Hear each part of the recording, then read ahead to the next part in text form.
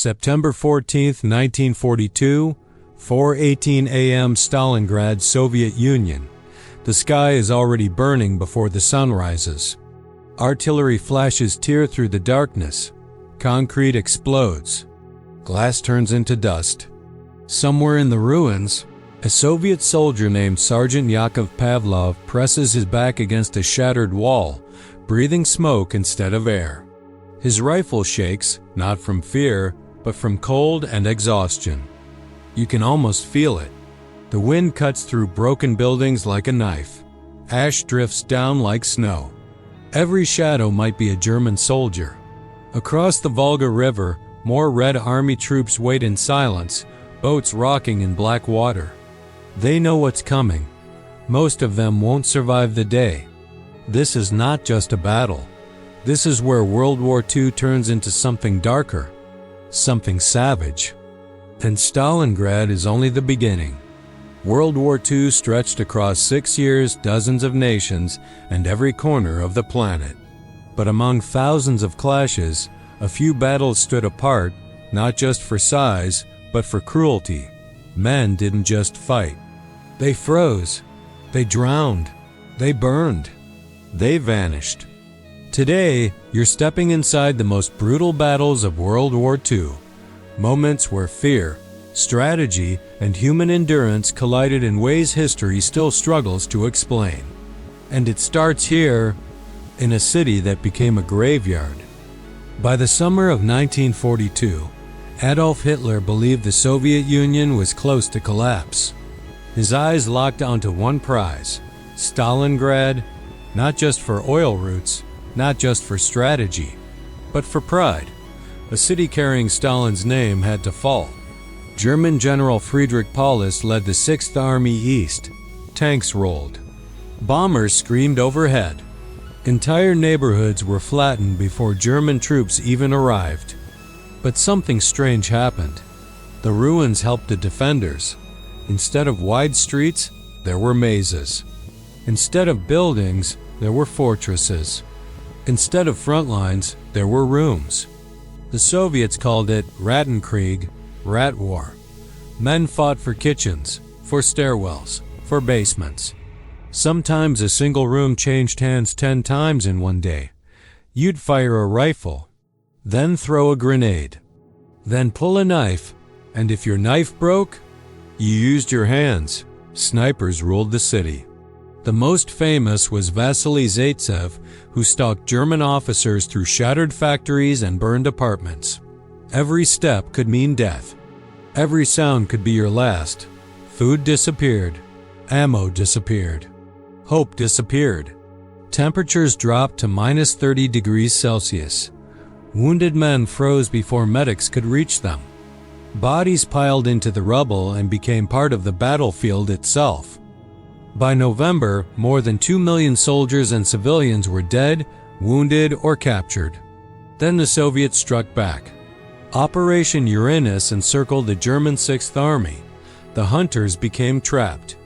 Paulus begged Hitler to retreat. Hitler refused. No surrender. German soldiers ate horses, then dogs, then wallpaper paste. Frostbite destroyed fingers before bullets did. On February 2, 1943, Paulus finally surrendered. An entire German army vanished. Stalingrad didn't just break Germany's strength, it broke the myth that Hitler could never lose. But while the ruins of Stalingrad were still smoking, another storm was already forming across Europe. Spring 1944. Across the English Channel, Allied soldiers pack into landing craft. Americans, British, Canadians, some pray. Some write final letters. Some stare at the sea, knowing it might be the last thing they ever see. Private John Steele of the 82nd Airborne checks his gear in the dark. His parachute straps dig into his shoulders. Sweat runs into his eyes despite the cold. Nobody talks much. Engines roar. The coast of France is invisible, but everyone knows it's waiting. Bunkers, mines, machine guns, and men trained to kill anyone who touches the sand. June 6, 1944, will become known as D-Day. The largest amphibious invasion in human history, but right now, for the soldiers inside those boats, it feels like a coffin drifting toward shore. The ramps will drop, the water will turn red, and survival will depend on seconds. Because Normandy won't be conquered with speeches, it will be conquered with bodies. And as the waves rise under Allied boats, far to the east, something even bigger is gathering: steel, engines, and thousands of tanks preparing to collide in the largest armored battle mankind has ever seen. A place called Kursk, and when Kursk ignites, the earth itself will shake. The world is already burning, but the worst is still coming. The night before the storm is strangely quiet. July 4th, 1943, 11:40 p.m. outside Kursk, Soviet Union. A Red Army tanker named Lieutenant Alexander Burda sits inside his T-34, fingers resting on cold steel. The engine hums softly. Sweat runs down his spine even though the air is cool. Somewhere in the dark, thousands of German tanks are already moving. You can almost hear them. Tracks grinding dirt. Engines growling like animals. Steel beasts hunting steel beasts. This isn't a city fight like Stalingrad. This is something new. This is the largest tank battle in human history. And once it starts, there's no stopping it. After the disaster at Stalingrad, Hitler needs a miracle. His generals warn him to defend, to regroup. But Hitler chooses offense. He orders Operation Citadel, a massive pincer attack meant to crush Soviet forces around the city of Kursk. More than 3 million men, over 6,000 tanks, nearly 4,000 aircraft. The battlefield stretches across open fields, forests, and villages. But the Soviets already know the attack is coming, so they dig. And dig, and dig again. They lay hundreds of thousands of mines, anti-tank ditches, camouflaged gun nests. Artillery zeroed in on every approach. Kursk becomes a trap built from dirt and patience. At dawn on July 5th, the sky erupts. German artillery opens fire. Stukas dive screaming from the clouds. Soviet guns answer instantly. The ground shakes like an earthquake. Burda's tank lurches forward with his unit. Visibility disappears. Smoke, dust, fire. Then suddenly, German Panthers appear through the haze. Burda shouts commands. The turret swings. A shell fires. Boom! A German tank explodes in front of him. But then another fires back. A shockwave slams the hull. Metal screams. Someone inside the tank is bleeding. Someone is praying. At Kursk, battles happen at point-blank range. Tanks smash into each other. Tracks snap. Turrets fly off like toys. Sometimes crews abandon burning vehicles and run, only to be cut down by machine gun fire. Above them, aircraft duel in spirals of flame.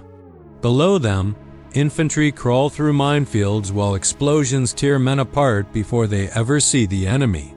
The battlefield becomes a graveyard of twisted steel. July 12, 1943.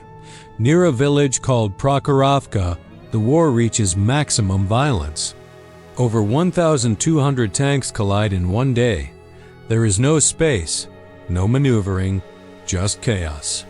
Burda's unit charges straight into German formations. At distances so close, tank guns barely have time to aim. Tanks ram each other. Turrets collide. Engines scream.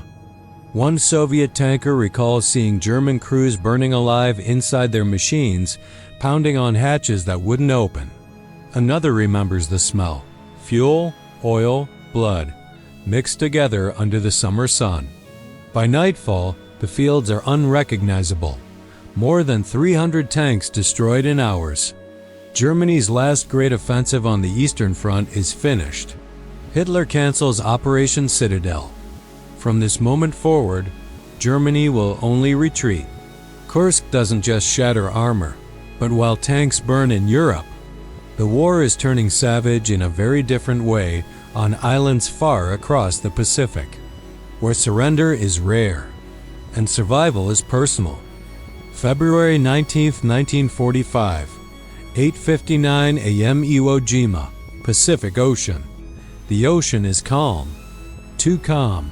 U.S. Marines sit inside amphibious vehicles, staring at a volcanic island ahead. The sand looks dark, almost black. Smoke drifts lazily from the hills. Private Robert Leckie grips his rifle. The ramp drops, and nothing happens.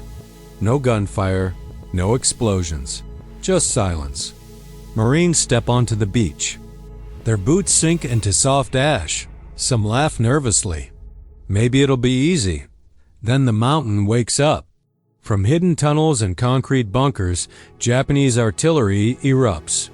Machine guns rake the shoreline. Mortars slam into clusters of men. The black sand offers no cover, no trenches, no protection. Marines fall in waves. Leckie dives, but the ash gives way under him. Bullets snap inches above his helmet. A man beside him is hit and doesn't move again. The Japanese aren't charging, they're waiting. General Tadamichi Kurabayashi has turned Iwo Jima into a fortress of tunnels, caves, and ambush points. Every yard forward costs blood. Grenades roll into holes where enemies refuse to surrender. Sometimes Marines clear a bunker, only to be attacked from behind minutes later. Because the enemy never really leaves. They hide. They watch. They strike again. By the end of the first day, over 2,400 Americans are casualties, and the battle has barely begun. Over the next 36 days, nearly 7,000 U.S. Marines die. More than 20,000 Japanese defenders are killed. Only a few hundred surrender. Iwo Jima becomes proof of something terrifying.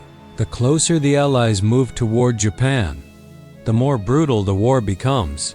And if a tiny island can cost thousands of lives, a city already collapsing, a capital surrounded by fire, a place called Berlin, and when Berlin falls, World War II will end. But not quietly. The storm is moving west, and its final act is the most desperate of all.